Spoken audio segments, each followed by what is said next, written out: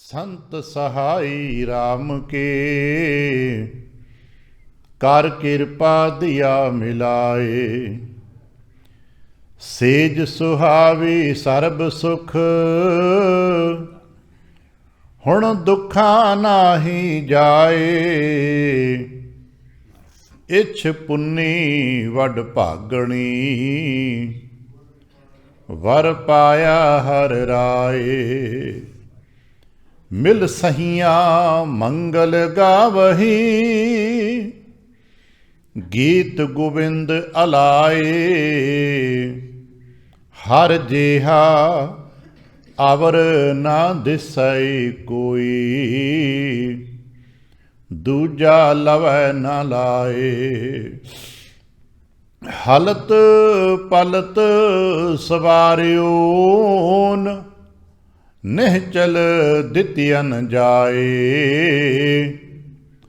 संसार सागर ते रखिया न बाहुड़ न जन्मै धाए। जेहवा एक अनेक गुण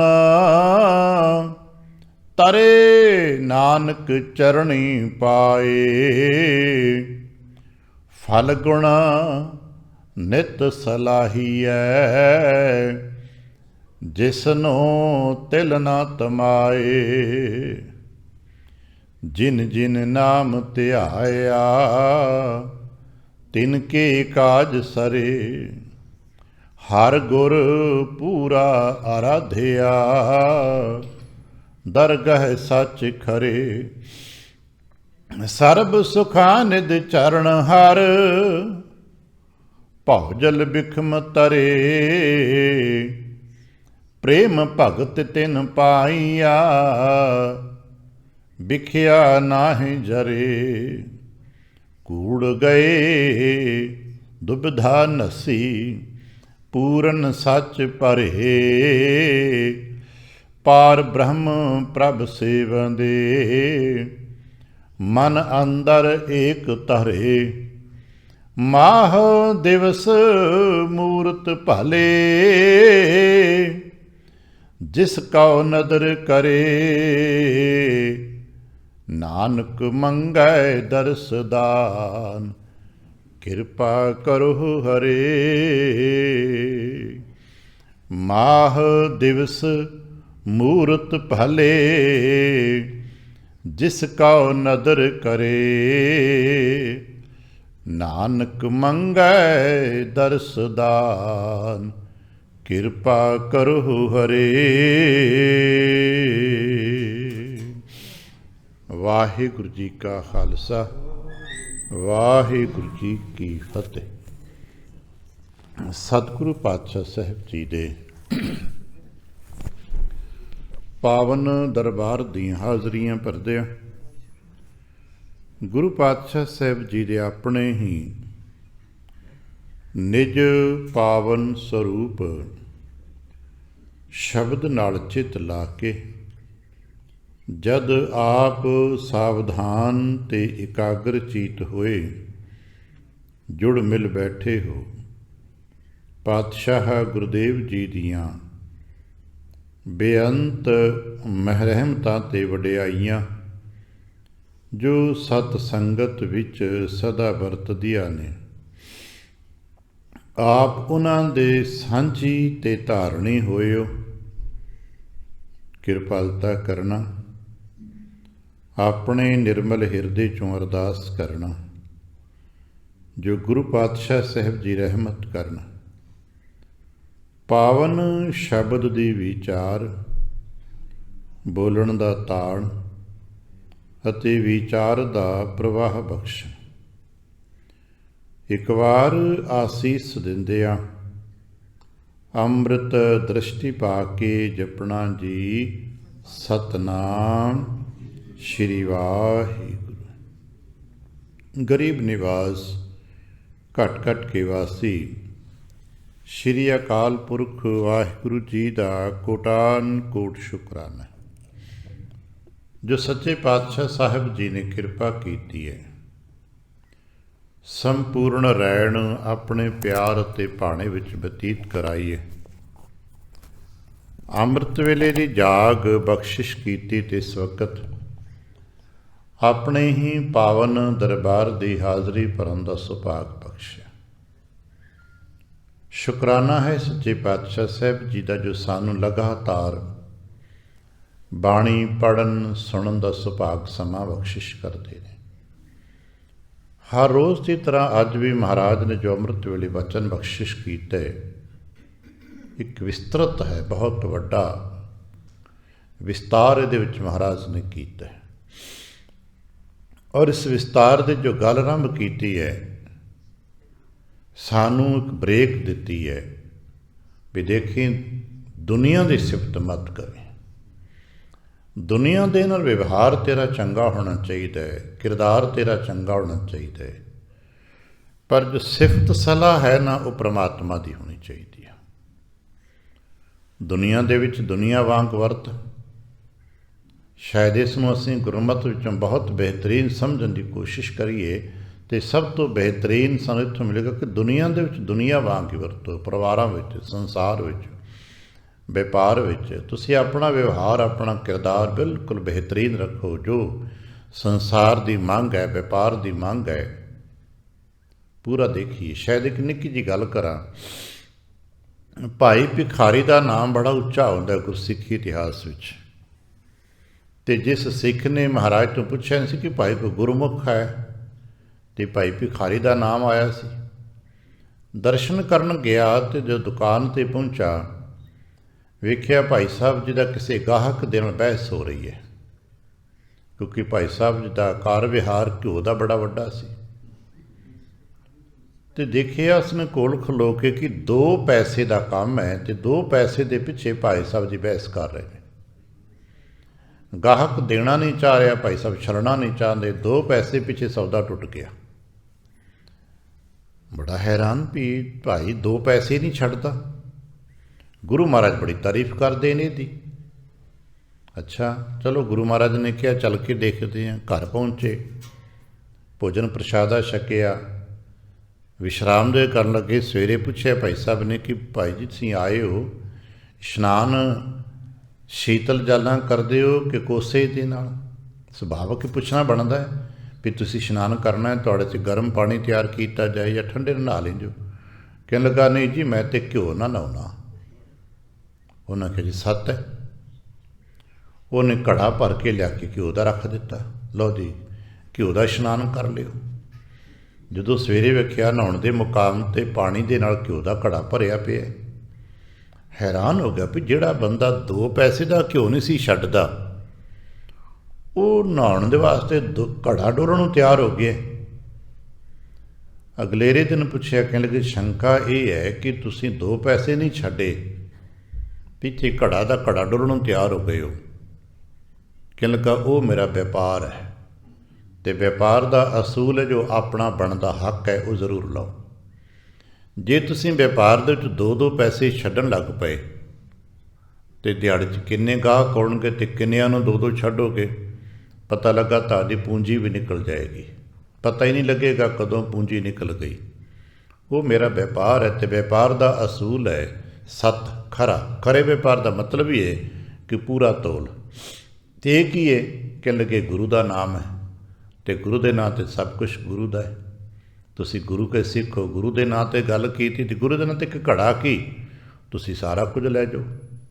ਗੁਰੂ ਦੇ ਨਾਂ 'ਤੇ ਸਭ ਕੁਝ ਦਿੱਤਾ ਹੀ ਗੁਰੂ ਦਾ ਹੈ। ਇਹ ਸਾਨੂੰ ਸਮਝਣ ਦੀ ਜ਼ਰੂਰਤ ਹੈ। ਵਪਾਰ ਵਿੱਚ, ਸੰਸਾਰ ਵਿੱਚ ਜੋ ਡਿਮਾਂਡਸ ਨੇ, ਜੋ ਸਾਡੀਆਂ ਜ਼ਰੂਰਤਾਂ ਨੇ, ਜਿਸ ਤਰ੍ਹਾਂ ਦੀ ਵਪਾਰ ਦੀ ਮੰਗ ਹੈ, ਸਾਨੂੰ ਉਸੇ ਤਰ੍ਹਾਂ ਨਿਭਣਾ ਪਏਗਾ। ਪਰ ਅਧਿਆਤਮ ਦੇ ਵਿੱਚ, ਜੋ ਗੁਰੂ ਸੰਗਤ ਵਿੱਚ ਬੈਠਾਂਗੇ ਤਾਂ ਇੱਥੇ ਹੋਰ ਕੁਝ ਗੱਲਾਂ ਆਉਣਗੀਆਂ। ਇਹੀ ਗੱਲਾਂ ਨੇ, ਦੁਨੀਆ ਨਾ ਸਲਾਹ ਜੋ ਮਰਵੰਜ ਸੀ। ਹਾਂ, ਵਪਾਰ ਨਾ ਦੁਨੀਆ ਦਾ ਦੁਨੀਆਦਾਰ ਬਣ ਕੇ ਨਿਭ, ਪਰ ਸਿਫਤ ਸੱਚੇ ਪਾਤਸ਼ਾਹ ਦੀ ਕਰੇ।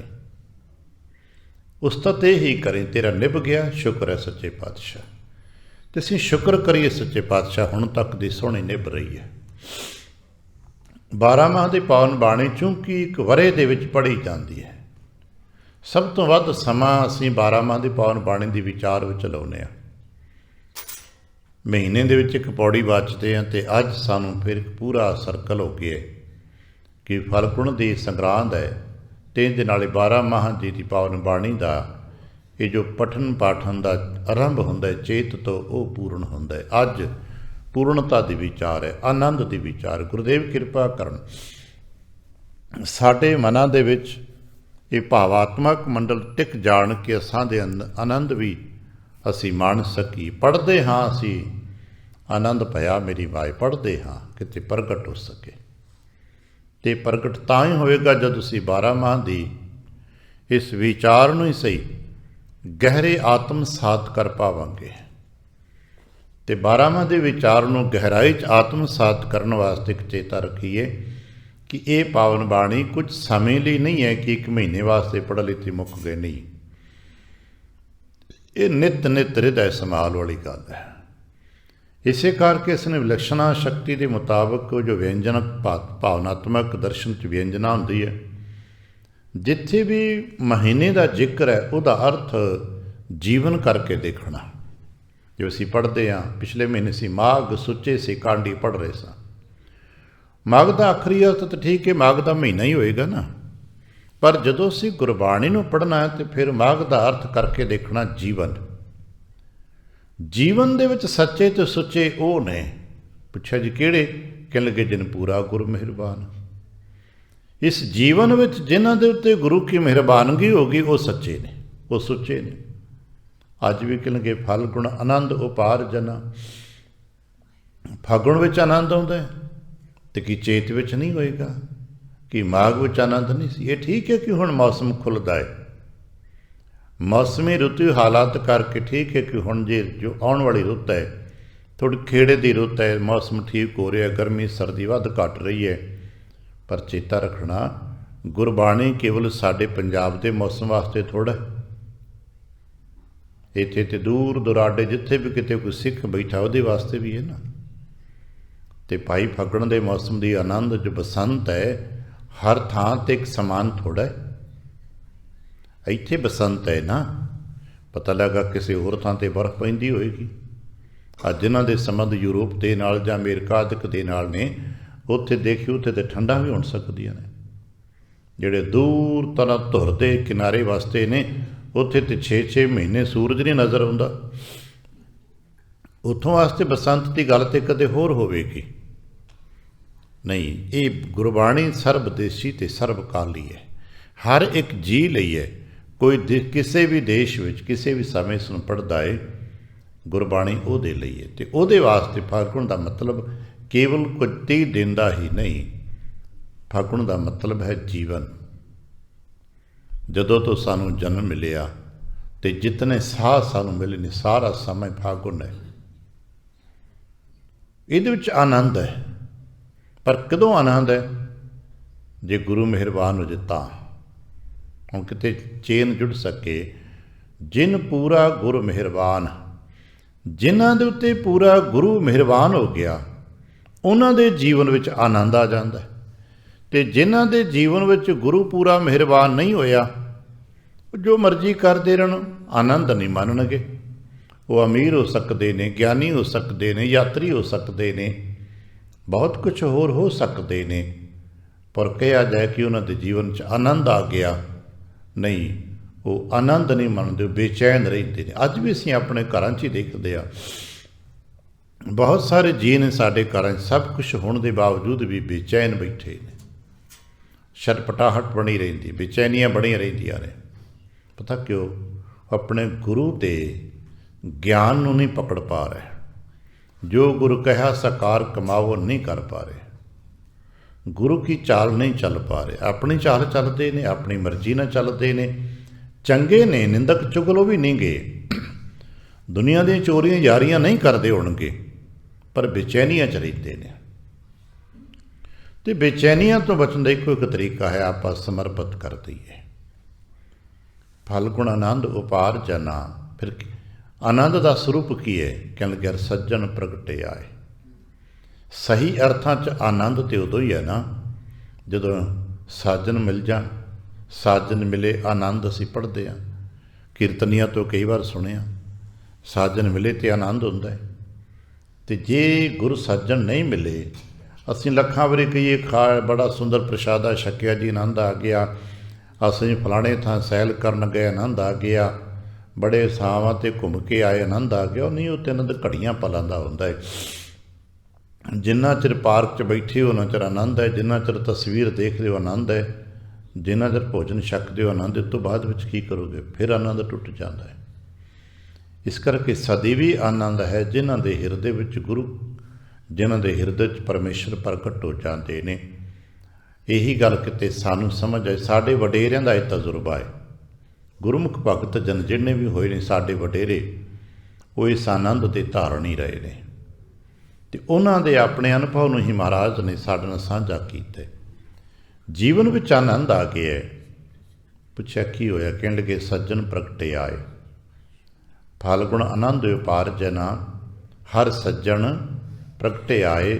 ਵੀ ਮੈਨੂੰ ਤਾਂ ਆਨੰਦ ਆ ਗਿਆ, ਕਿਉਂਕਿ ਮੇਰੇ ਹਿਰਦੇ ਵਿੱਚ ਹੁਣ ਮੇਰਾ ਸਾਜਨ ਪ੍ਰਗਟ ਹੋ ਗਿਆ। ਅਤੇ ਕਿਰਪਾ ਕਰਨ ਸਾਡੇ ਹਿਰਦੇ 'ਚ ਵੀ ਪ੍ਰਗਟ ਹੋਵਣ, ਪਰ ਸਾਡੇ ਹਿਰਦੇ 'ਚ ਪ੍ਰਗਟ ਹੋ ਸਕਣ ਉਹਦੇ ਵਾਸਤੇ ਸਾਨੂੰ ਕੁਝ ਤਿਆਰੀਆਂ ਕਰਨੀਆਂ ਪੈਣੀਆਂ ਨੇ। ਅਤੇ ਤਿਆਰੀਆਂ ਸਾਨੂੰ ਸੱਤ ਪ੍ਰਾਪਤ ਕਰਨਾ ਪੈਣਾ ਹੈ। ਜਿੱਥੇ ਸੱਤ ਹੋਏਗਾ ਉੱਥੇ ਗੁਰੂ ਪ੍ਰਗਟ ਹੋ ਜਾਏਗਾ, ਅਤੇ ਜੇ ਗੁਰੂ ਹੋਣਗੇ ਉੱਥੇ ਆਨੰਦ ਹੋਏਗਾ। ਕਿਉਂਕਿ ਤੇ ਚੇਨ ਹੈ ਨਾ, ਸੱਤ ਹੋਏਗਾ ਤੇ ਗੁਰੂ ਹੋਵੇਗਾ, ਗੁਰੂ ਹੋਏਗਾ ਤੇ ਆਨੰਦ ਹੋਏਗਾ। ਅਤੇ ਭਾਈ ਸੱਤ ਉੱਥੇ ਹੋਏਗਾ ਜਿੱਥੇ ਸੁਚਮਤਾ ਹੋਏਗੀ, ਜਿੱਥੇ ਪਵਿੱਤਰਤਾ ਹੋਏਗੀ। ਅਸੀਂ ਪਹਿਲਾ ਸ਼ਬਦ ਪਵਿੱਤਰਤਾ ਤਾਂ ਪਕੜਿਆ ਹੈ। ਅਸੀਂ ਸਰੀਰ ਨੂੰ ਧੋਣ ਦੀ ਪਵਿੱਤਰਤਾ ਕੀਤੀ, ਚੰਗੇ ਸੁੱਚੇ ਭਾਂਡੇ ਵਰਤੇ, ਸਾਡੇ ਭਾਂਡੇ ਨੂੰ ਕਿਸੇ ਦਾ ਦੂਜੇ ਦਾ ਹੱਥ ਨਾ ਲੱਗ ਜਾਏ। ਆ ਵੇਖਦੇ ਨਾ ਅੱਜ ਵੀ ਜਗਤ ਗੁਰੂ ਗੁਰੂ ਨਾਨਕ ਸਾਹਿਬ ਦੀ ਸਾਖੀ ਆਪਾਂ ਕਈ ਵਾਰ ਪੜ੍ਹਦੇ ਹਾਂ ਕਿ ਮਰਦਾਨਾ ਜੀ ਦਾ ਪਰਛਾਵਾਂ ਉਹਦੇ ਚੁੱਲ੍ਹੇ 'ਤੇ ਪੈ ਗਿਆ ਅਤੇ ਬਲਦਾ ਚੋਅ ਲੈ ਕੇ ਬੰਦਾ ਮਗਰ ਦੌੜੇ। ਅੱਜ ਵੀ ਦੌੜਦੇ ਨੇ। ਉਹ ਬਲਦੇ ਚੁੱਲ੍ਹੇ 'ਤੇ ਬਲਦਾ ਚੋਅ ਲੈ ਕੇ ਮਰਦਾਨੇ ਦੇ ਪਿੱਛੇ ਦੌੜਨ ਨਾਲ ਬੰਦਾ ਕਿਤੇ ਗਿਆ ਥੋੜ੍ਹਾ ਹੈ। ਅੱਜ ਵੀ ਦੇਖਿਆ ਹੋਣਾ, ਕਹਿੰਦਾ ਗੁਰੂ ਦੇ ਨਾਂ 'ਤੇ ਲੰਗਰ ਪਕਾਉਣਾ ਅਤੇ ਰੱਸੀ ਦੀ ਕਵਾੜ ਕੀਤੀ ਹੁੰਦੀ ਹੈ, ਇਹ ਤੋਂ ਅੰਦਰ ਤੁਸੀਂ ਨਾ ਆ ਜਾਇਓ, ਨਹੀਂ ਤਾਂ ਤੁਹਾਡੇ ਮਗਰ ਵੀ ਚੋਅ ਲੈ ਕੇ ਪੈ ਜਾਏਗਾ। ਆਪਣੇ ਆਪ ਨੂੰ ਸੁਚਮਤਾ ਦੀ ਗੱਲ ਤੇ ਕੀਤੀ ਹੈ, ਪਰ ਬਾਹਰੋਂ ਅਸੀਂ ਅੰਦਰ ਨਾ ਜਾ ਸਕੇ। ਇਸੇ ਕਰਕੇ ਸਾਡੇ ਪੱਲੇ ਬੂਟਿਆਂ ਦੇ ਕੁਛ ਨਹੀਂ ਗਾ। ਪਰ ਚੇਨ ਇਹ ਹੈ ਕਿ ਸੁੱਚ ਹੋਏਗੀ ਤੇ ਸੱਚ ਹੋਏਗਾ, ਸੱਚ ਸੱਤ ਹੋਏਗਾ ਤੇ ਗੁਰੂ ਹੈ ਤੇ ਆਨੰਦ ਹੈ। ਚੇਨ ਇਹੀ ਹੈ। ਫਿਰ ਕੀ ਕਰਿਆ? ਤੈਨੂੰ ਇਹ ਸੁਚਮਤਾ ਕਿੱਥੋਂ ਪ੍ਰਾਪਤ ਹੋ ਗਈ? ਆਨੰਦ ਦੀ ਦਾਤ ਹਰੀ ਸੱਜਣ ਦੇ ਪ੍ਰਗਟਾਵੇ ਦੀ ਬਖਸ਼ਿਸ਼ ਕਿਵੇਂ ਮਿਲੀ? ਕਹਿਣ ਲੱਗੇ ਜੀ ਸੰਤ ਸਹਾਈ ਰਾਮ ਕੇ। ਇੱਥੋਂ ਤੱਕ ਪਹੁੰਚਾਉਣ ਵਾਲੇ ਮਿਲ ਗਏ ਤੇ ਉਹਨਾਂ ਪਹੁੰਚਾ ਦਿੱਤਾ। ਉਹ ਕੌਣ ਹੈ ਜੀ? ਕਹਿਣ ਲੱਗੇ ਸੰਤ ਹੈ। ਸੰਤ ਕੌਣ ਹੈ? ਅਸੀਂ ਸੰਤ ਦਾ ਨਾਂ ਸੁਣ ਕੇ ਚਿੜਦੇ ਵੀ ਹਾਂ, ਸੰਤ ਦਾ ਅਰਥ ਕਈ ਆਪਣੇ ਆਪਣੇ ਢੰਗ ਨਾਲ ਕਰਦੇ ਵੀ। ਯਾਦ ਰੱਖਣਾ, ਸਾਡੇ ਤੁਹਾਡੇ ਇੱਥੇ ਬੈਠੇ ਹੋਏ ਨੇ ਸੰਤ ਵੀ ਬੈਠੇ ਨੇ ਜਿਨ੍ਹਾਂ ਦਾ ਚਿੱਤ ਸ਼ਾਂਤ ਹੈ। ਵਿਆਕਰਣ ਵਾਲੇ ਜਦੋਂ ਅਸੀਂ ਪੜ੍ਹਨਗੇ ਤੇ ਤੱਤੇ ਦਾ ਆਉ ਮੁਕਤ ਹੋਣਾ ਦੱਸਦਾ ਕਿ ਬਹੁਤ ਸਾਰੇ, ਕੋਈ ਇੱਕ ਨਹੀਂ, ਉਹ ਹਰ ਜੀ ਸੰਤ ਹੈ ਜੋ ਸਾਨੂੰ ਗੁਰੂ ਵੱਲ ਲੈ ਕੇ ਆਉਂਦਾ ਹੈ, ਜੋ ਸਾਨੂੰ ਕਹਿੰਦਾ ਚੱਲ ਭਾਈ ਮੱਥਾ ਟੇਕਣ ਚੱਲੀਏ, ਚੱਲ ਭਾਈ ਗੁਰੂ ਕੀ ਸੰਗਤ ਕਰਿਆ ਕਰ, ਚੱਲ ਭਾਈ ਬਾਣੀ ਪੜ੍ਹਿਆ ਕਰ। ਉਹ ਹਰ ਜੀ ਉਸ ਸਮੇਂ ਸੰਤ ਹੁੰਦਾ ਹੈ। ਤਾਂ ਹੁਣ ਤੱਕ ਇਹ ਸੁਣਿਆ ਕਿ ਵੱਡੇ ਭਾਗਾਂ ਕਰਕੇ ਐਸੇ ਗੁਰਮੁਖ ਸੰਗਤਾਂ ਦੇ ਮਿਲਾਪ ਹੁੰਦੇ ਨੇ। ਕਹਿਣ ਲੱਗੇ ਪਿੱਛੇ ਇੱਕ ਵਚਨ ਹੋਰ ਸੀ, ਸੰਤ ਸਹਾਈ ਰਾਮ ਕੇ ਕਰ ਕਿਰਪਾ ਦੀਆ ਮਿਲਾਏ। ਇਹ ਰਾਮ ਦੇ ਨਾਲ ਮਿਲਾਉਣ ਵਾਸਤੇ ਸੰਤ ਸਹਾਇਕ ਹੈ, ਅਸੀਂ ਕਹਿੰਦੇ ਗੁਰੂ ਸਹਾਇਕ ਹੈ। ਅਤੇ ਗੁਰੂ ਤੱਕ ਕੌਣ ਪਹੁੰਚਾਉਂਦਾ ਹੈ? ਗੁਰਮੁਖ ਪਹੁੰਚਾਉਂਦਾ ਹੈ। ਸਾਡੇ ਲਈ ਗੁਰਮੁਖ ਸੰਤ ਹੈ। ਠੀਕ ਹੈ, ਅਸੀਂ ਅਲੱਗ ਅਲੱਗ ਅਵਸਥਾਵਾਂ ਹੁੰਦੀਆਂ ਇਸ ਗੱਲ ਸਮਝਣ ਦੀਆਂ, ਕਿਸੇ ਗੱਲ ਦੀ ਸੂਤਰਾਧਾਰ ਨੂੰ ਪਕੜਨ ਦੀਆਂ। ਗੁਰੂ ਪਰਮਾਤਮਾ ਤੱਕ ਮਿਲਾ ਦਿੰਦੇ ਨੇ, ਪਰ ਗੁਰੂ ਤੱਕ ਸਾਨੂੰ ਲੈ ਕੇ ਕੌਣ ਜਾਏਗਾ? ਗੁਰੂ ਤੱਕ ਲੈ ਕੇ ਗੁਰਮੁਖ ਜਾਏਗਾ, ਜਿਸ ਦੀ ਚੇਨ ਆਪਾਂ ਵੇਖਣਾ ਹੋਵੇ। ਬਾਬਾ ਲਹਿਣਾ ਜੀ ਦੇ ਮਨ ਵਿੱਚ ਖਿਆਲ ਆਇਆ ਕਿ ਮੈਂ ਨਾਨਕ ਬਾਬਾ ਜੀ ਨੂੰ ਮਿਲਣਾ ਹੈ। ਗੁਰੂ ਨਾਨਕ ਬਾਬਾ ਗੁਰੂ ਹੈ। ਹੁਣ ਲਹਿਣਾ ਜੀ ਦੂਰ ਪਿੰਡੋਂ ਬਾਹਰ ਖਲੋਤੇ ਨੇ, ਕਿਤੇ ਆਪਾਂ ਉਸ ਨੂੰ ਰੂਪਕ ਨੂੰ ਇਮੈਜਿਨ ਕਰ ਸਕੀਏ ਕਿ ਲਹਿਣਾ ਜੀ ਪਿੰਡੋਂ ਬਾਹਰ ਆਪਣੇ ਜੋ ਖੇਮਾ ਡੇਰਾ ਲਾਇਆ ਉੱਥੇ ਖੜ੍ਹੇ ਨੇ। ਮਨ ਵਿੱਚ ਖਿਆਲ ਹੈ ਕਿ ਬਾਬਾ ਗੁਰੂ ਨਾਨਕ ਮਿਲਣਾ ਹੈ, ਉਹਨੂੰ ਮਿਲਣਾ ਹੈ, ਗੁਰੂ ਨਾਨਕ ਨੂੰ, ਗੁਰੂ ਨੂੰ ਮਿਲਣਾ ਹੈ। ਹੁਣ ਗੁਰੂ ਨੂੰ ਕੌਣ ਮਿਲਾਏਗਾ? ਪਿੰਡ 'ਚ ਦਾਖਲ ਹੋ ਗਏ ਜੀ, ਪਛਾਣਦੇ ਕੋਈ ਨਹੀਂ। ਅੱਗੇ ਇੱਕ ਬਜ਼ੁਰਗ ਮਿਲਦੇ ਨੇ, ਉਹਨਾਂ ਦੀ ਉਮਰ ਲਗਭਗ ਉਸ ਵਕਤ 65 ਵਰ੍ਹਿਆਂ ਤੋਂ ਉੱਪਰ ਹੈ। ਕਹਿਣ ਲੱਗੇ ਬਾਬਾ ਇੱਥੇ ਮੈਂ ਨਾਨਕ ਜੀ ਨੂੰ ਮਿਲਣਾ, ਤੁਸੀਂ ਜਾਣਦੇ ਹੋ? ਉਹਨੇ ਕੁਝ ਨਹੀਂ ਕਿਹਾ। ਕਹਿਣ ਲੱਗੇ ਹਾਂ ਤੂੰ ਨਾਨਕ ਨੂੰ ਮਿਲਣਾ ਹੈ? ਕਹਿਣ ਲੱਗੇ ਜੀ ਹਾਂ। ਕਹਿਣ ਲੱਗੇ ਚੱਲ ਮੇਰੇ ਮਗਰ ਆ ਜਾ। ਅਸੀਂ ਕਿਨੇ ਬਾਗ ਫੜ ਕੇ ਲੈ ਆਏ। ਅੱਗੇ ਕਿਹਾ ਇੱਥੇ ਘੋੜੇ ਬੰਨ੍ਹਦੇ, ਇੱਥੇ ਸਾਮਾਨ ਰੱਖਦੇ ਆ, ਪਾਣੀ ਦਾ ਚਵੱਚਾ ਮੂੰਹ ਹੱਥ ਧੋ ਲੈ, ਅੱਗੇ ਆ ਜਾ। ਜਦੋਂ ਅੱਗੇ ਆ ਕੇ ਦੇਖਿਆ, ਮੱਥਾ ਟੇਕ ਦਿੱਤਾ ਤੇ ਵੇਖਿਆ ਉਹੀ ਬਾਬਾ ਜੋ ਬਾਗ ਫੜ ਕੇ ਲੈ ਕੇ ਆਇਆ। ਚੇਤਾ ਰੱਖਣਾ, ਇਹੀ ਸਭ ਕੁਝ ਸਾਨੂੰ ਸਮਝ ਆ ਜਾਏ। ਜਿਸ ਨੂੰ ਲਹਿਣਾ ਜੀ ਨੇ ਮੱਥਾ ਟੇਕਿਆ ਉਹ ਗੁਰੂ ਹੈ, ਜਿਸ ਨੇ ਲਹਿਣਾ ਜੀ ਦੀ ਵਾਗ ਫੜੀ ਹੈ ਉਹ ਗੁਰਮੁਖ ਹੈ। ਉਦੋਂ ਉਹ ਸਾਡੇ ਸਮਾਨ ਬਰਾਬਰ ਹੈ। ਉਦੋਂ ਨਾ ਆਪਣੇ ਆਪ ਨੂੰ ਰੱਖ ਕੇ ਮੈਨੂੰ ਮੱਥਾ ਟੇਕ, ਨਹੀਂ, ਉਦੋਂ ਬਾਂਹ ਫੜ ਲਈ, ਵਾਗ ਫੜੀ ਹੈ, ਉਦੋਂ ਅਗਵਾਈ ਕੀਤੀ ਹੈ, ਮਾਰਗ ਦਰਸ਼ਨ ਕੀਤੇ। ਮਾਰਗ ਉਹ ਹੈ ਸੰਤ ਸਹਾਈ ਰਾਮ ਕੇ। ਉਹ ਸਹਾਇਤਾ ਕੀਤੀ ਤੇ ਮੁਰਸ਼ਦ ਤੱਕ ਲਿਆ ਦਿੱਤਾ। ਉਹ ਗੁਰਮੁਖ ਹੈ, ਉਸ ਦੀ ਸਾਨੂੰ ਤਲਾਸ਼ ਚਾਹੀਦੀ ਹੈ। ਉਹਦੇ ਬਾਬਤ ਆਪਾਂ ਰੋਜ਼ ਕਹਿੰਦੇ ਸਹੀ ਪਿਆਰੇ ਮੇਲ, ਜਿਨ੍ਹਾਂ ਮਿਲਿਆ ਤੇਰਾ ਨਾਮ ਚਿੱਤੇ ਆਵੇ। ਉਹ ਸੰਤ ਹੈ, ਉਹ ਗੁਰਮੁਖ। ਤੇ ਲਿਬਾਸਾਂ ਤੇ ਡੇਰਿਆਂ ਦੀ ਗੱਲ ਨਹੀਂ। ਅੱਜ ਤੇ ਸਾਡੇ ਮਨਾਂ 'ਚ ਗੱਲਾਂ ਚੱਲਦੀਆਂ ਲਿਬਾਸ ਤੇ ਡੇਰੇ ਤੇ ਉਸੇ ਨਫ਼ਰਤਾਂ ਚੱਲ ਪੈਂਦੀਆਂ ਨੇ। ਗੁਰਮੁਖ ਹੀ ਗੁਰੂ ਤੱਕ ਲੈ ਕੇ ਜਾਏਗਾ। ਉਹ ਗੁਰਮੁਖ ਹੈ ਜੋ ਸਾਡੀ ਵਾਗ ਪਕੜ ਲਏ, ਜੋ ਸਾਨੂੰ ਗੁਰੂ ਤੱਕ ਲੈ ਆਵੇ। ਫਿਰ ਕਹੇ ਪੁਰਖਾ ਤੇ ਸੇਵਾ ਕਰ, ਸਿਮਰਨ ਕਰ, ਭਜਨ ਕਰ, ਜਪ ਕਰ। ਤੇ ਚੇਤ ਰੱਖਣਾ, ਰਾਮ ਸੰਤ ਮਹਿ ਭੇਦ ਕਿਛ ਨਾਹੀ। ਇਹ ਪੌਣ ਬਾਣੀ 'ਚ ਪੜ੍ਹਦੇ ਹੋ ਨਾ। ਹੁਣ ਉਹ ਵੀ ਗੁਰੂ ਨਾਨਕ ਹੈ ਜੋ ਗੱਦੀ 'ਤੇ ਬੈਠੇ ਨੇ, ਅਤੇ ਉਹ ਵੀ ਗੁਰੂ ਨਾਨਕ ਹੀ ਨੇ ਜੋ ਬਾਜ਼ਾਰ 'ਚੋਂ ਵਾਗ ਪਕੜ ਕੇ ਲੈ ਕੇ ਆਏ ਨੇ। ਕੋਈ ਭੇਤ ਨਹੀਂ ਨਾ, ਪਰ ਉਹਨਾਂ ਆਪਣੇ ਬਣਤਰ 'ਚ ਇੱਕ ਭੇਤ ਵੀ ਰੱਖਿਆ ਏ, ਓਲਾ ਵੀ ਆਪਣਾ ਰੱਖਿਆ ਏ। ਆਪਣੇ ਆਪ ਨੂੰ ਬਾਜ਼ਾਰ 'ਚ ਗਲੀ 'ਚ ਪ੍ਰਗਟ ਨਹੀਂ ਕੀਤਾ ਕਿ ਮੈਂ ਨਾਨਕ ਗੁਰੂ ਹਾਂ। ਨਹੀਂ, ਇੱਕ ਬਜ਼ੁਰਗ ਦੀ ਨਿਆਈ ਹੀ ਵਾਗ ਪਕੜ ਕੇ ਲੈ ਕੇ ਆਏ ਨੇ। ਉਦੋਂ ਉਹ ਗੁਰਮੁਖ ਨੇ, ਉਦੋਂ ਉਹ ਸੰਤ ਨੇ, ਅਤੇ ਜਦੋਂ ਗੱਦੀ 'ਤੇ ਬੈਠੇ ਨੇ ਉਦੋਂ ਗੁਰੂ ਨੇ, ਅਤੇ ਜਦੋਂ ਆਤਮ ਮੰਡਲਾਂ 'ਚ ਵਿਚਰਦੇ ਨੇ ਉਦੋਂ ਭਗਵਾਨ ਨੇ। ਉਹ ਇੱਕੋ ਹੀ ਸਭ ਕੁਛ। ਇਸੇ ਕਾਰਨ ਸਭ ਕੁਛ ਇੱਕੋ ਹੀ ਹੈ, ਪਰ ਉਹਦੇ ਸਰੂਪ ਅਲੱਗ-ਅਲੱਗ ਨੇ, ਉਹਦੇ ਪੱਖ ਅਲੱਗ-ਅਲੱਗ ਹੁੰਦੇ ਨੇ। ਅੰਦਰ ਕਲਾ ਇੱਕ ਹੀ ਵਰਤ ਰਹੀ, ਜੋ ਆਪ ਹੀ ਆਪ ਹੈ। ਆਪੇ ਆਪ ਰਦਾ ਪਿਆਰਾ ਕਰ ਚੋਜ ਵਿਡਾਣ ਪੜ੍ਹਦੇ ਨਾ, ਆਪੇ ਆਪ ਹੀ ਹੁੰਦਾ ਹੈ ਆਪ ਹੀ ਆਪ, ਪਰ ਉਹਦੇ ਸਰੂਪ ਹਰ ਜਗ੍ਹਾ 'ਤੇ, ਦਰਸ਼ਨ ਦਾ ਹਰ ਜਗ੍ਹਾ 'ਤੇ ਅਲੱਗ ਹੈ। ਸੰਤ ਸਹਾਈ ਰਾਮ ਕੇ, ਇਹ ਹੈ ਸਾਡੀ ਸਹਾਇਤਾ ਕਰਦਾ। ਇਸੇ ਕਾਰਨ ਗੁਰਮੁਖ ਸੰਗਤ ਮਿਲਿਆ ਕਰੀਏ। ਇਸੇ ਕਰਕੇ ਅਰਦਾਸ ਹੈ, ਗੁਰੂ ਮਿਲਿਆ ਹੈ, ਸਾਨੂੰ ਗੁਰਮੁਖ ਸੰਗਤ ਮਿਲੇਗੀ। ਗੁਰਮੁਖ ਸੰਗਤ ਵਿੱਚ ਸਾਡਾ ਮਨ ਅਤੇ ਚਿੱਤ ਸ਼ੁੱਧ ਹੋਏਗਾ ਅਤੇ ਸਾਨੂੰ ਗੁਰੂ ਕਾ ਮਿਲਾਪ ਹੋਵੇਗਾ। ਗੁਰੂ ਕਾ ਮਿਲਾਪ ਹੋ ਗਿਆ ਅਤੇ ਪ੍ਰਭੂ ਕਾ ਮਿਲਾਪ ਹੋਵੇਗਾ। ਇਹ ਇੱਕੋ ਹੀ ਚੇਨ ਹੈ, ਇੱਕੇ ਹੀ ਬਣਤਰ ਦਾ ਤਾਣਾ ਬਾਣਾ ਹੈ। ਬਾਹਰ ਦੇ ਦਰਸ਼ਨ ਦੇ ਵੇਖਣ ਨੂੰ ਅਲੱਗ-ਅਲੱਗ ਨਜ਼ਰ ਆਉਂਦੇ ਰਹਿਣਗੇ। ਇਹ ਸਹਾਇਤਾ ਕਰਦੇ ਨੇ ਕਿ ਸਹਾਇਤਾ ਕਰ ਰਾਮ ਕੇ ਪਿਆਰੇ ਨਾ, ਅਤੇ ਰਾਮ ਦੇ ਨਾਲ ਮਿਲਾ ਦੇਣ। ਸੰਤ ਸਹਾਈ ਰਾਮ ਕੇ ਕਰ ਕਿਰਪਾ ਦੀਆ ਮਿਲਾਏ। ਇਹਨਾਂ ਦੀ ਕਿਰਪਾ ਦੇ ਸਦਕੇ ਹੀ ਮੇਰੇ ਅੰਦਰ ਆਨੰਦ ਪ੍ਰਗਟ ਹੋਇਆ। ਇਹਨਾਂ ਨੇ ਹੀ ਮੈਨੂੰ ਮੇਰੇ ਮੁਰਸ਼ਦ ਨਾਲ, ਮੇਰੇ ਗੁਰੂ ਨਾਲ, ਇਹਨਾਂ ਨੇ ਹੀ ਮੇਰੇ ਅੰਦਰ ਹਰ ਸੱਜਣ ਨੂੰ ਪ੍ਰਗਟ ਕੀਤਾ। ਅੱਛਾ, ਹੁਣ ਕੀ ਹਾਲਤ ਹੈ? ਆਨੰਦ ਦਾ ਸਰੂਪ ਕੀ ਹੈ? ਸੇਜ ਸੁਹਾਵੀ ਸਰਬ ਸੁਖ। ਆਨੰਦ ਉੱਥੇ ਹੈ ਜਿੱਥੇ ਹਿਰਦਾ ਸੁੱਖ ਨਾਲ ਭਰਿਆ ਹੋਵੇ। ਹੁਣ ਐਸਾ ਆਪਣਾ ਆਪਣਾ ਦੇਖਣਾ ਹੈ। ਆਪਾਂ ਇੱਥੇ ਬੈਠਦੇ ਹਾਂ, ਘਰ ਪਰਿਵਾਰ 'ਚ ਵਿਚਰਦੇ ਹਾਂ, ਕਿ ਸਾਡੇ ਦਿਲ ਵਿੱਚ ਸੁੱਖ ਰਹਿੰਦਾ ਹੈ? ਬੇਚੈਨੀਆਂ, ਘਬਰਾਹਟਾਂ, ਦੁੱਖ, ਡਰ ਤੇ ਨਹੀਂ ਰਹਿੰਦਾ। ਠੀਕ ਹੈ, ਸੰਸਾਰ ਦੇ ਬਾਹਰੇ ਬਣਤਰਾਂ, ਤਾਣੇ ਬਾਣੇ ਉਹ ਅਸੀਂ ਨਹੀਂ ਬਦਲ ਸਕਦੇ। ਬਾਹਰ ਦੀਆਂ ਸਮੱਸਿਆਵਾਂ, ਪਰੇਸ਼ਾਨੀਆਂ, ਇਹਨਾਂ ਨੂੰ ਅਸੀਂ ਨਹੀਂ ਬਦਲ ਸਕਦੇ। ਪਰ ਕੀ ਇਹਨਾਂ ਬਾਹਰ ਦੇ ਬਦਲਦੇ ਹੋਏ ਘਟਨਾਕ੍ਰਮ ਅਤੇ ਪਰਿਸਥਿਤੀਆਂ ਨੂੰ ਵਿੱਚ ਸਾਡੇ ਹਿਰਦੇ 'ਚ ਸੁੱਖ ਰਹਿੰਦਾ ਹੈ? ਕਿ ਬਾਹਰ ਦੇ ਉਤਾਰ ਚੜਾਅ ਨੂੰ ਅਸੀਂ ਅੱਜ ਕੱਲ੍ਹ ਕਹਿ ਨੇ ਕਿ ਸਿਚੁਏਸ਼ਨਸ ਨੇ ਬੜੀਆਂ ਬਦਲਦੀਆਂ ਹੋਣਗੀਆਂ, ਸਾਡੇ ਆਪਣੇ ਹਿਰਦੇ ਦੀ ਹਾਲਤ ਕੈਸੀ ਬਦਲਦੀ ਹੈ? ਕਿ ਐਸਾ ਤਾਂ ਨਹੀਂ ਕਿ ਸਾਰਾ ਕੁਝ ਘਰ ਵਿੱਚ ਹੋਣ ਦੇ ਬਾਵਜੂਦ ਵੀ ਅਸੀਂ ਕਿਨੇ ਬੜੇ ਦੁਖੀ ਹਾਂ। ਆਪਾਂ ਕਦੇ ਕਦੇ ਕਹਿੰਦੇ ਹੁੰਦੇ ਨਾ, ਬੜੇ ਦੁਖੀ ਹਾਂ। ਕਿਹਨੂੰ ਦੁਖੀ ਕੀਤਾ ਜੀ? ਪੁੱਤਰਾਂ ਤੋਂ ਦੁਖੀ ਹਾਂ, ਧੀਆਂ ਤੋਂ ਦੁਖੀ ਹਾਂ। ਧੀ ਪੁੱਤਰ ਕਹਿੰਦੇ ਮਾਪਿਆਂ ਤੋਂ ਦੁਖੀ ਹਾਂ, ਪਤੀ ਪਤਨੀ ਤੇ ਇੱਕ ਦੂਜੇ ਤੋਂ ਦੁਖੀ। ਸਭ ਕੁਝ ਸਾਡੇ ਘਰ ਹੈਗਾ, ਫਿਰ ਵੀ ਦੁਖੀ ਹਾਂ। ਇਹਦਾ ਮਤਲਬ ਪਤਾ ਕੀ ਹੈ? ਸਾਡੇ ਅੰਦਰ ਸੱਚ ਨਹੀਂ ਗਾ। ਬਸ ਹੋਰ ਗੱਲਾਂ ਬਹੁਤੀਆਂ ਨਾ ਕਰੀਏ। ਸਾਡੇ ਅੰਦਰ ਸੱਤ ਸੰਤੋਖ ਨਹੀਂ ਗਾ, ਤਾਂ ਹੀ ਅਸੀਂ ਦੂਜੇ ਤੋਂ ਦੁਖੀ ਹਾਂ। ਤੇ ਜੇ ਹਿਰਦੇ 'ਚ ਸਤ ਸੰਤੋਖ ਹੋਵੇਗਾ ਤੇ ਬਾਹਰ ਘਾਟੇ ਵਾਧੇ ਵੀ ਹੋਣਗੇ ਪਰਿਵਾਰਾਂ ਦੇ, ਸੰਸਾਰਾਂ ਦੇ, ਤੇ ਅੰਦਰ ਉਹਦੇ ਸੁੱਖ ਵਰਤਦਾ ਰਹੇਗਾ। ਧਾਰਮਿਕ ਹੋਣ ਦਾ ਮਤਲਬ ਬਾਹਰਲਾ ਬਣਤਰ ਨੂੰ ਬਦਲ ਦੇਣਾ ਨਹੀਂ ਹੁੰਦਾ।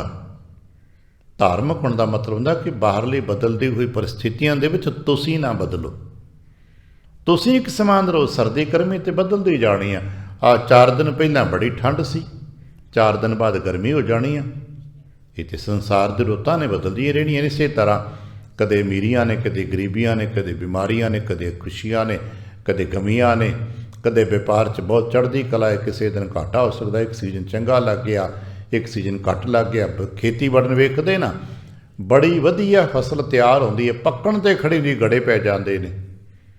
ਹੁਣ ਬੈਠਾ ਰੋਵੇ ਪਿਆ ਹੁੰਦਾ, ਐਸਾ ਅਕਸਰ ਹੁੰਦਾ। ਫਸਲਾਂ ਤਿਆਰ ਹੋਣ ਤੋਂ ਗੜੇ ਪੈ ਜਾਂਦੇ ਨੇ, ਬੜੀ ਮਿਹਨਤ। ਲੇਕਿਨ ਕਈ ਵਾਰੀ ਹੁੰਦਾ ਕਿ ਅੰਤਮ ਸਮੇਂ ਹਲਕਾ ਜਿਹਾ ਮੀਂਹ ਪੈਂਦਾ ਅਤੇ ਫਸਲ ਵਧੀਆ ਵੀ, ਝਾੜ ਵਧੀਆ ਆ ਜਾਂਦਾ ਹੈ। ਅਤੇ ਕੁਦਰਤ ਦੀਆਂ ਗੱਲਾਂ ਨੇ। ਇਹਨਾਂ ਸਾਰਿਆਂ ਦੇ ਵਿੱਚ ਸਾਡੀ ਮਾਨਸਿਕ ਹਾਲਾਤ ਕੈਸੀ ਹੈ, ਅਸੀਂ ਕਿਸੇ ਟਿਕੇ ਹੋਏ ਆ।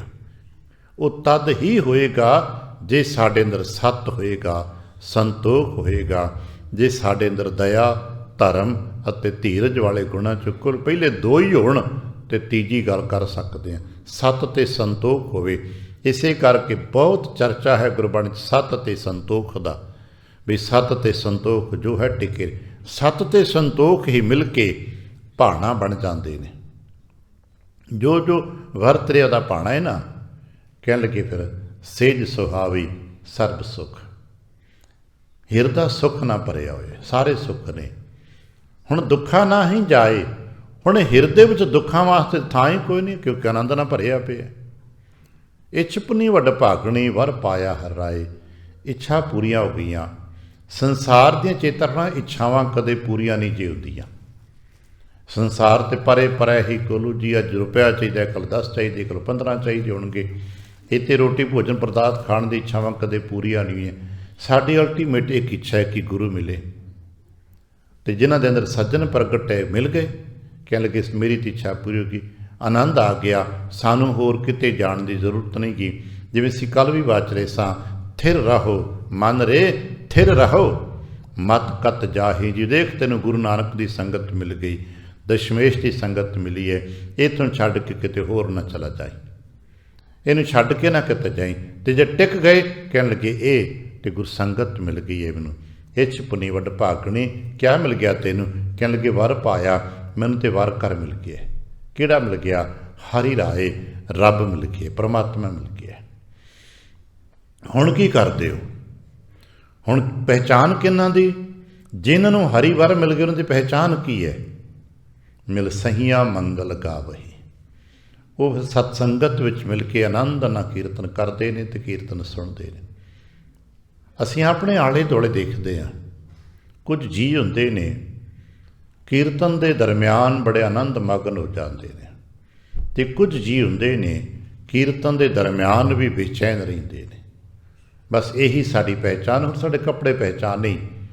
ਸੰਸਾਰ ਵਿੱਚ ਲੋਕਾਂ ਦੀ ਪਹਿਚਾਨ ਸਟੇਟਸ ਉਹਨਾਂ ਦੇ ਕੱਪੜਿਆਂ ਕਰਕੇ ਹੁੰਦਾ, ਪਰ ਸਾਦਾ ਵਿੱਚ ਦਾ ਸਟੇਟਸ ਜਿਹੜਾ ਸਾਡੇ ਕੱਪੜਿਆਂ ਕਰਕੇ ਨਹੀਂ, ਸਾਡੀ ਸੁਰਤ ਬਿਰਤੀ ਕਰਕੇ ਹੁੰਦਾ, ਸਾਡੇ ਟਿਕਾਓ ਕਰਕੇ ਹੁੰਦਾ। ਦੇਖਦੇ ਹਾਂ ਸੰਗਤਾਂ 'ਚ ਆਪ ਦੇ ਸਾਰਿਆਂ ਦੇ ਤਜਰਬੇ ਵਡੇਰੇ ਨੇ, ਕੁਝ ਪਿਆਰੇ ਨੇ, ਅਸੀਂ ਨਾਂ ਨਹੀਂ ਜਾਣਦੇ ਉਹਨਾਂ ਦੇ, ਪਤਾ ਨਹੀਂ ਕਿੱਥੋਂ ਆਉਂਦੇ ਨੇ, ਕਿੱਥੇ ਚਲੇ ਜਾਂਦੇ ਨੇ, ਪਰ ਕੀਰਤਨ 'ਚ ਬੜੇ ਆਨੰਦ ਨਾਲ ਬੈਠੇ ਹੁੰਦੇ ਨੇ। ਅਤੇ ਕੁਝ ਨੇ ਬੜੇ ਬੇਚੈਨ, ਕੀਰਤਨ ਕਰਦੇ ਵੀ ਬੇਚੈਨ ਨੇ, ਬਾਣੀ ਪੜ੍ਹਦੇ ਵੀ ਬੇਚੈਨ ਨੇ, ਅਤੇ ਕੁਝ ਨੇ ਬਾਣੀ ਪੜ੍ਹਦੇ ਵੀ ਸ਼ਾਂਤ ਨੇ, ਟਿਕ ਨੇ। ਐਸੇ ਐਸੇ ਗੁਰਮੁਖ ਜਨ ਦੇਖੇ ਸੁਣੇ ਨੇ, ਜਿਨ੍ਹਾਂ ਦੇ ਸਾਹਮਣੇ ਕੋਈ ਇੱਕ ਵਾਰ ਕੋਈ ਬਾਣੀ ਤੁੱਕ ਤੇ ਆਨੰਦ ਨਾਲ ਖਿੜ ਜਾਂਦੇ।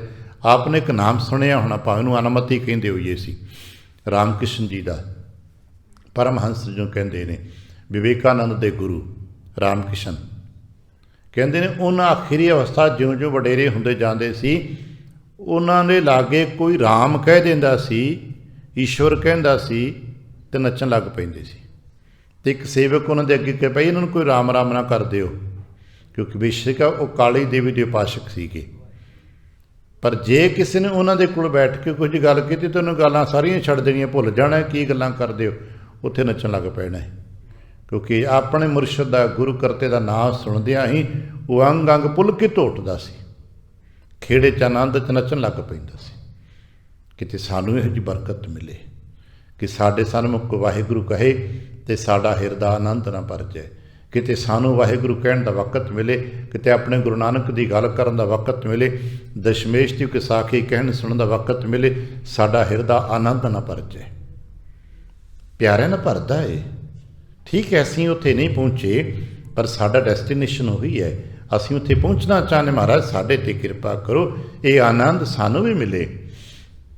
ਮਿਲ ਸਹੀਆਂ ਮੰਗਲ ਗਾਵੀ, ਬਾਹਰਲਾ ਸਰੂਪ ਹੈ ਸਤਸੰਗੀਆਂ ਸਹੇਲੀਆਂ 'ਚ ਮਿਲ ਕੇ ਸ਼ਬਦ ਮੰਗਲ ਗਾਵਣਾ। ਤੇ ਕੀ ਗਾਵਣਾ? ਗੀਤ ਗੋਬਿੰਦ ਅਲਾਏ।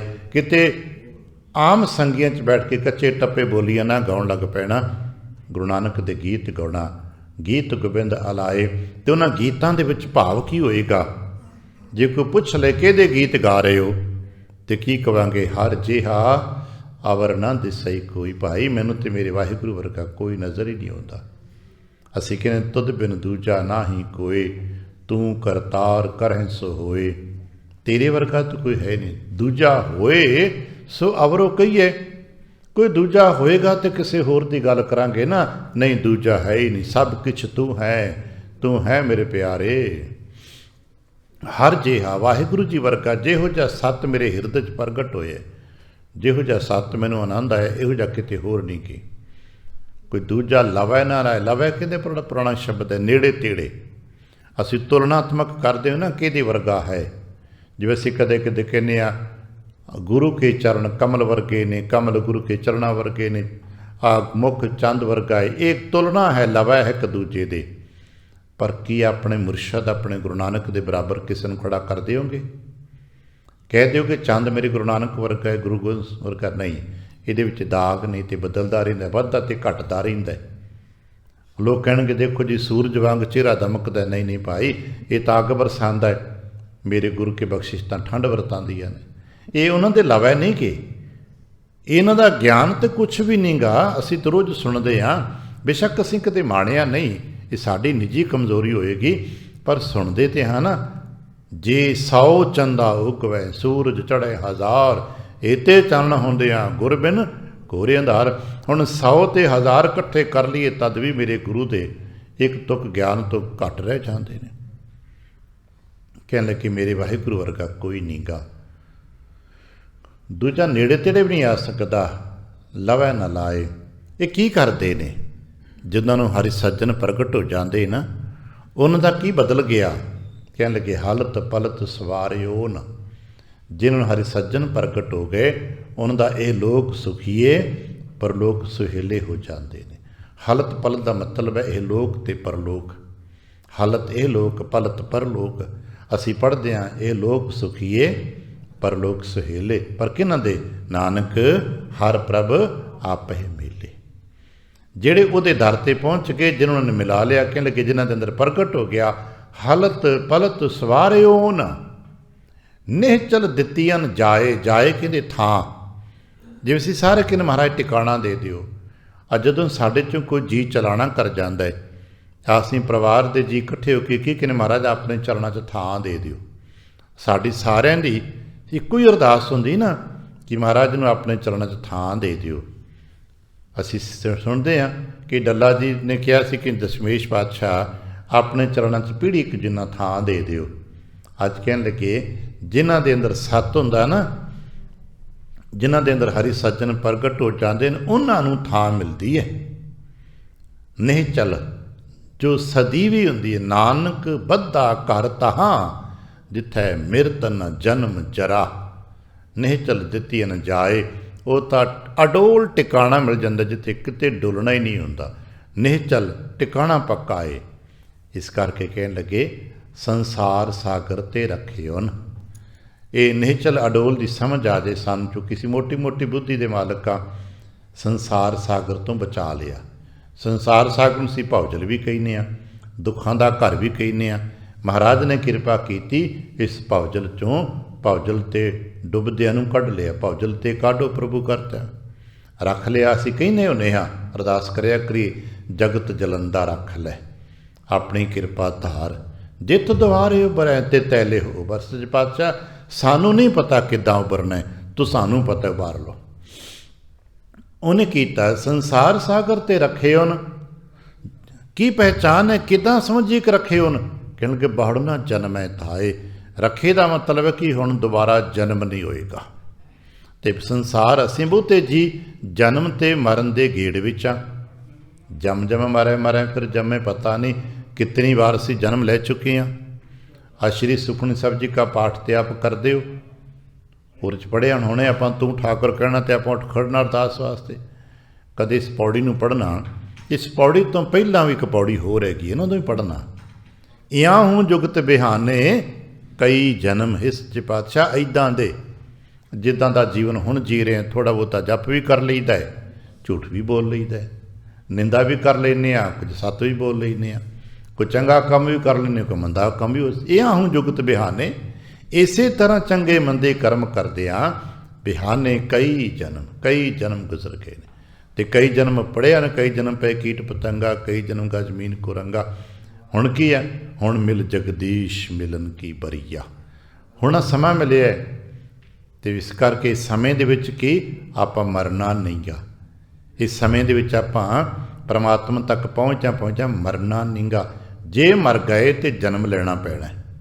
पिछे एक बहुत गहरा दार्शनिक विचार से गुरु नानक साहब जी का ते राय बुलार जी का वाच रहे सां, जिस एक संकेत मिलिया कि जीवात्म नूं शरीर मिलिया है, जीवात्म नूं प्राण मिले ने। जे किसी मंजिल तक पहुँचते यात्रा के दरम्यान पहला शरीर छुट गया तो जां पहला प्राण छुट गए। असीं कहने जे कोई प्राण छुटदे ने ते शरीर छुटदा है। गहन अध्ययन ते चिंतन मनदा कि नहीं, इकट्ठे नहीं होंदे, अलग अलग होंदे ने।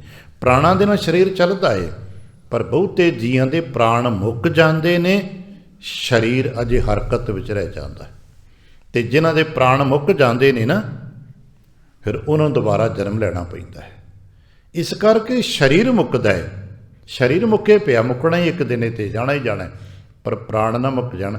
प्राणां दे सदके मंजिल तक पहुँच जाइए, क्योंकि प्राण वाहन ने जी दे सदके असां गुरुद्वार तक पहुँचना। जिन्हां दे कोई प्राण शक्ति नहीं हुंदी ना, वो कदे भी मुक्ति दे द्वारे तक नहीं पहुँच पाते। इस करके अरदास करिए कि शरीर टुटदा मुकदा मुक जाण दे, पर असीं नहीं मरदे, क्योंकि साडे प्राण बाकी रहणगे। प्राण होणगे ते अगे जावांगे। सच्चे पातशाह सानू किरपा करो ना, अपने दर तक ले जाओ।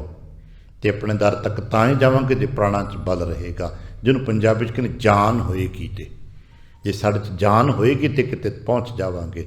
नहीं तो कई हुंदा शरीर हुंदा है, जान नहीं हुंदी। आपां पंजाबी च कहते ना, देखो जी हुण तो जान ही नहीं रही, उठिया ही नहीं जाता, बैठिया ही नहीं जाता, की करिए, जान नहीं है। वो प्राण शक्ति घट जाती है। रूह दा कंठ शब्द नहीं उच्चरै। हुण प्राण मुकदे जान, शरीर तो है, गब क्या करे प्राण, हुण की करेगा? नहीं, साडे प्राण रहन बलवान, असी सुन सकी, बोल सकी, देख सकी। शरीर मुक जाए, प्राण साडे प्रभु के दर तक पहुँच जाएंगे। कहने लगे फिर जन्म नहीं होएगा। बहुड़ ना जन्मै तहाए। इस करके हुण असीं की करी? कहण लगे जिहवा एक अनेक गुण। महाराज मैं की करा, जिहवा ते कोई मिली ना, गुण तेरे बहुत ने, बेअंत गुणां दे मालक हो तुसीं। मैं एक जिहवा दे नाल किन्ने क गुण, जिहवा एक कवन गुण कहीए, बेशुमार बेअंत सुवामी, तेरो अंत न किन्ही लईए। मैं किन्ने क गुणां दी व्याख्या करां? जिहवा एक अनेक गुण, गुण बहुत ने, जिहवा मेरी कै तरे। हुण तरदे ने पता कौन? नानक चरणी पाए। ਜਿਹੜੇ ਚਰਣੀ ਪੈ ਜਾਂਦੇ ਨੇ, ਜਿਹੜੇ ਚਰਣੀ ਢਹਿ ਪੈਂਦੇ ਨੇ, ਜਿਨ੍ਹਾਂ ਦਾ ਹੰਕਾਰ ਟੁੱਟ ਜਾਂਦਾ ਹੈ, ਜੋ ਗੁਰੂ ਦੇ ਚਰਣੀ ਆ ਡਿੱਗਦੇ ਨੇ, ਉਹ ਤਰ ਜਾਂਦੇ ਨੇ। ਫਿਰ ਕਹਿਣ ਲੱਗੇ ਫਲਗੁਣ ਨਿਤ ਸਲਾਹੀ। ਇਸ ਕਰਕੇ ਭਾਈ ਇਸ ਫਲਗੁਣ ਦੇ ਵਿੱਚ, ਭਾਵ ਇਸ ਜੀਵਨ ਦੇ ਵਿੱਚ ਕੀ ਆਪਾਂ ਕੰਮ ਕਰਨਾ ਹੈ? ਨਿਤ ਸਲਾਹੀ ਹੈ। ਜਦੋਂ ਨਿਤ ਸਲਾਹੀ ਦੀ ਗੱਲ ਕਰਾਂ ਤਾਂ ਫਿਰ 30-28 ਦਿਨ ਥੋੜ੍ਹਾ ਨਹੀਂ। ਫਲਗੁਣ ਨਿਤ, ਨਿਤ ਦਾ ਮਤਲਬ ਜਦੋਂ ਤੋਂ ਸਾਹ ਚੱਲਦਾ ਹੈ। कर बंदे तू बंदगी जिचर घट में साह, ये नित की परिभाषा होएगी ना। नित जपीए सास गिरास नाउ परवदिगार दा। कहणगे फलगुण नित सलाहीए। जीवन दे विच नित नित परमेश्वर की सिफत करते रहिए। फलगुण नित सलाहीए। ते सलाही किहदी? जिसनों तिल न तमाए। परमात्मा ही है जिसनों तिल जितना लालच नहीं गा, नहीं तो दुनिया ते लालच ना भरी है। इसे करके तो कहते हैं दुनिया ना सलाहे जो मरवंज सी। ਦੁਨੀਆ ਤੇ ਲਾਲਚ ਹੈ। ਇੱਥੇ ਦੇ ਘਰ ਪਰਿਵਾਰ ਤੋਂ ਲੈ ਕੇ ਹਰ ਥਾਂ ਤੇ ਜਿਸ ਵੀ ਮੰਡਲ 'ਚ ਜਾਓਗੇ ਤੇ ਲਾਲਚ ਅੱਗੇ ਤੁਰਿਆ ਫਿਰਦਾ ਹੈ। ਪਰ ਪਰਮਾਤਮਾ ਦੇ ਦਰ 'ਤੇ ਕੋਈ ਲਾਲਚ ਨਹੀਂ ਨਾ। ਉਹਨੂੰ ਤਾਂ ਆਪਣੀ ਸਿਫਤ ਦਾ ਵੀ ਲਾਲਚ ਨਹੀਂ ਗਾ, ਪਰ ਅਸੀਂ ਫਿਰ ਵੀ ਕਰਨੀ। ਇਸ ਕਰਕੇ ਕਹਿਣ ਲੱਗੇ, ਹੁਣ ਕਹਿੰਦੇ ਹੁਣ ਸਾਰੇ ਸਾਲ ਭਰ ਤੁਸੀਂ ਪੜ੍ਹਦੇ ਰਹੇ ਦਾ ਉਪਸੰਹਾਰ, ਜਿਨ ਜਿਨ ਨਾਮ ਤੇ ਆਇਆ। ਭਾਈ ਜੀਵਨ ਵਿੱਚ ਜਿਨ੍ਹਾਂ ਵੀ ਨਾ ਜਿਨੀ ਨਾਮ ਤੇ ਆਇਆ, ਇਹਨੂੰ ਇੰਝ ਪੜ੍ਹ ਸਕਦੇ ਹੋ, ਜਿਨੀ ਨਾਮ ਤੇ ਆਇਆ ਗਏ ਮਸ਼ੱਕਤ ਘਾਲ। ਪੜ੍ਹਦੇ ਨਾ, ਜਿਨ ਜਿਨ ਨਾਮ ਤੇ ਆਇਆ ਤਿਨ ਕੇ ਕਾਜ ਸਰੇ। ਜੀਵਨ ਦੇ ਕਾਰਜ ਉਹਨਾਂ ਦੇ ਰਾਸ ਆਉਂਦੇ ਨੇ ਜਿਹੜੇ ਨਾਮ ਜਪਦੇ ਨੇ। ਜਿਨ ਜਿਨ ਨਾਮ ਤੇ ਆਇਆ ਤਿਨ ਕੇ ਕਾਜ ਸਰੇ, ਹਰ ਗੁਰ ਪੂਰਾ ਆਰਾਧਿਆ। ਨਾਮ ਧਿਆਇਆ ਦਾ ਮਤਲਬ ਹੈ ਵਾਹਿਗੁਰੂ ਜੀ ਦੀ, ਗੁਰੂ ਦੀ ਪੂਰੀ ਆਰਾਧਨਾ ਕਰਨੀ। ਹੁਣ ਕੇਵਲ 2 ਘੜੀਆਂ ਬਹਿ ਕੇ ਵਾਹਿਗੁਰੂ ਨਹੀਂ, ਜੀਵਨ 'ਚ ਆਰਾਧਨਾ ਹੁੰਦਾ ਲਗਾਤਾਰ, ਇੱਕ ਰਸ ਸਿਫਤ ਸਲਾਹ ਵਿੱਚ, ਇੱਕ ਰਸ ਇਮਾਨਦਾਰੀ ਵਿੱਚ, ਇੱਕ ਰਸ ਪ੍ਰੇਮ ਦੇ ਵਿੱਚ। ਹਰ ਗੁਰ ਪੂਰਾ ਆਰਾਧਿਆ ਤੇ ਨਤੀਜਨ ਦਰਗਾਹ ਸੱਚ ਖਰੇ। ਦਰਗਾਹ ਦੇ ਵਿੱਚ ਖਰੇ ਸਾਬਤ ਹੁੰਦੇ ਨੇ, ਸੱਚ ਸਰੂਪ ਪ੍ਰਾਪਤ ਕਰ ਲੈਂਦੇ ਨੇ। ਤੇ ਜਿਨ੍ਹਾਂ ਕੋਲ ਸੱਚ ਹੁੰਦਾ ਹੈ ਉਹੀ ਦਰਗਾਹ 'ਚ ਸੱਚੇ ਹੁੰਦੇ ਨੇ। ਜਿਹੜੇ ਸੱਚੇ ਹੁੰਦੇ ਨੇ ਉਹ ਸੱਚਿਆਰ ਹੁੰਦੇ ਨੇ। ਦਰਗਾਹ ਸੱਚ ਖਰੇ, ਸਰਬ ਸੁਖਾਂ ਨਿਧ ਚਰਨ ਹਰ। ਵਾਹਿਗੁਰੂ ਜੀ ਦੇ ਚਰਨ ਜੋ ਸ਼ਬਦ ਨੇ ਸਾਰੇ ਸੁੱਖਾਂ ਦੇ ਖਜ਼ਾਨੇ ਨੇ। ਭਉਜਲ ਬਿਖਮ ਤਰੇ, ਜਿਨ੍ਹਾਂ ਦੇ ਸਦਕੇ ਬਿਖਮ ਭਉਜਲ ਨੂੰ ਜੀ ਤਰਦੇ ਨੇ। ਤੇ ਉਹੀ ਤਰਦੇ ਨੇ ਜਿਨੀ ਨਾਮ ਤੇ ਆਇਆ, ਜਿਨ੍ਹਾਂ ਜਪਿਆ। ਪ੍ਰੇਮ ਭਗਤ ਤਿਨ ਪਾਈਆ, ਉਹਨਾਂ ਨੂੰ ਪ੍ਰੇਮਾ ਭਗਤੀ ਦੀ ਦਾਤ ਪ੍ਰਾਪਤ ਹੁੰਦੀ। ਪ੍ਰੇਮ ਇੱਕ ਦਾਤ ਹੈ ਜੋ ਸਾਨੂੰ ਮਿਲ ਜਾਂਦੀ, ਜਿਸ ਨੂੰ ਸਿਫਤ ਸਲਾਹ ਕਹੇ ਨਾ, ਜਿਸ ਨੂੰ ਬਖਸ਼ੇ ਸਿਫਤ ਸਲਾਹ ਆਪਾਂ ਪੜ੍ਹਦੇ ਹਾਂ। ਪ੍ਰੇਮ ਭਗਤ ਤਿਨ ਪਾਈਆ, ਜਿਨ੍ਹਾਂ ਨੂੰ ਜੀਵਨ ਦੇ ਵਿੱਚ ਪ੍ਰੇਮਾ ਭਗਤੀ ਮਿਲ ਜਾਂਦੀ ਹੈ, ਵਿਖਿਆ ਨਾਹੀਂ ਜਰੇ, ਉਹ ਫਿਰ ਮਾਇਆ ਦੀ ਅੱਗ ਵਿੱਚ ਨਹੀਂ ਸੜਦੇ। ਉਹਨਾਂ ਨੂੰ ਮਾਇਆ ਨਹੀਂ ਪਹੁੰਚ ਸਕਦੀ, ਬਚ ਜਾਂਦੇ ਨੇ। ਇਸ ਕਰਕੇ ਕਹਿਣ ਲੱਗੇ ਕੂੜ ਗਏ, ਫਿਰ ਉਹਨਾਂ ਦੇ ਮੁੱਕਦਾ ਕੀ ਹੈ? ਕੂੜ ਚਲਾ ਜਾਂਦਾ ਹੈ, ਜੀਵਨ ਵਿੱਚੋਂ ਕੂੜ ਨਿਕਲ ਜਾਂਦਾ। ਕੂੜ ਗਏ, ਜਿਉਂ ਹੀ ਜੀਵਨ ਵਿੱਚੋਂ ਕੂੜ ਨਿਕਲਦਾ ਹੈ, ਦੁਬਿਧਾ ਨਸੇ, ਦੁਬਿਧਾ ਵੀ ਮੁੱਕ ਜਾਂਦੀ ਹੈ। ਸਾਨੂੰ ਮਾਰਿਆ ਕਿਹਨੇ? ਸਾਨੂੰ ਕੂੜ ਨੇ ਮਾਰਿਆ। ਸਾਨੂੰ ਕਿਹਨੇ ਮਾਰਿਆ? ਦੁਬਿਧਾ ਨੇ ਮਾਰਿਆ। ਕਿ ਜਾ ਕੇ ਸੂਹੀ ਚੱਕ ਬੜਾ ਪਿਆਰਾ ਬਚਨ ਹੈ, ਕੂੜ ਵਿਹਾਜੀ ਕੂੜ ਲਈ ਬਲਰਾਮ ਜੀਓ। ਸਨ ਤੇ ਕੂੜ ਹੀ ਲੈ ਡੁੱਬਿਆ।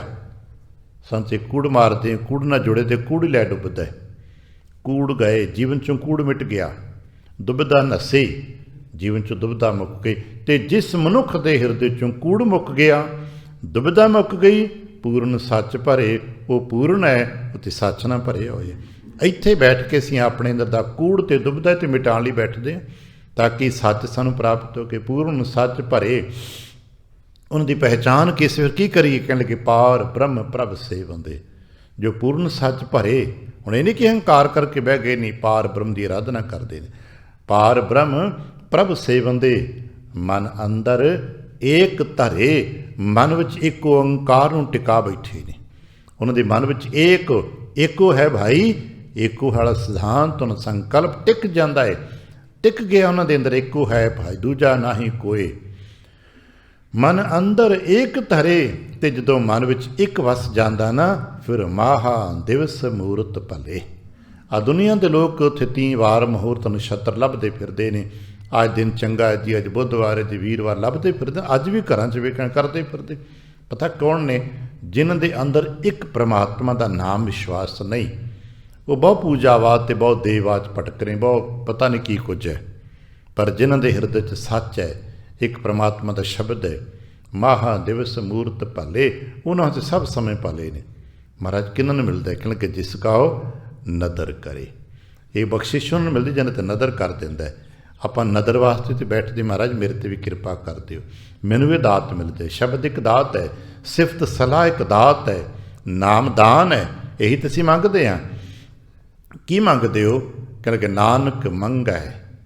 ਆਪਣਾ ਨਾਂ ਲੈ ਕੇ ਮਹਾਰਾਜ ਕਹਿੰਦੇ ਨੇ, ਤੇ ਅਸੀਂ ਤਾਂ ਆਪਣੀ ਬੇਨਤੀ ਕਰਦੇ। ਮੈਂ ਵੀ ਮੰਗਦਾ, ਮਹਾਰਾਜ ਕੀ ਮੰਗਦਾ ਹੈ? ਦਰਸ਼ਦਾਨ, ਤੇਰਾ ਦਰਸ਼ਨ ਮੰਗਦਾ ਹੈ, ਦਰਸ਼ਨ ਦਾ ਦਾਨ ਮੰਗਦਾ। ਮਹਾਰਾਜ ਮੈਨੂੰ ਕਿਰਪਾ ਕਰੋ, ਮੈਨੂੰ ਤੁਹਾਡਾ ਰਹੱਸ ਦਰਸ਼ਨ ਪ੍ਰਾਪਤ ਹੋ ਜਾਏ, ਮੇਰੇ ਅੰਦਰ ਵੀ ਇਹ ਭਰਮ ਭੁਲੇਖੇ ਖੁੱਲ੍ਹ ਜਾਣ ਤੇ ਰਹੱਸ ਪ੍ਰਗਟ ਹੋ ਜਾਏ। ਨਾਨਕ ਮੰਗੈ ਦਰਸ਼ਦਾਨ, ਕਿਰਪਾ ਕਰੋ ਹਰੇ।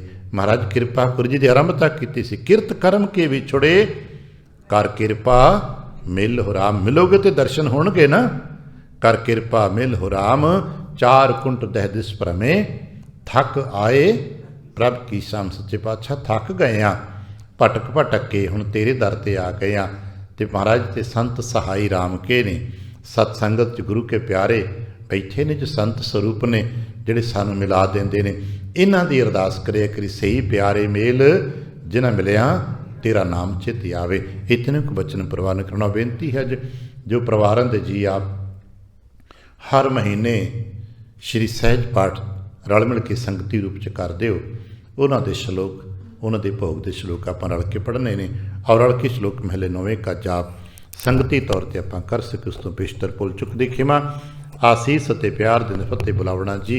वाहिगुरू जी का खालसा, वाहिगुरू।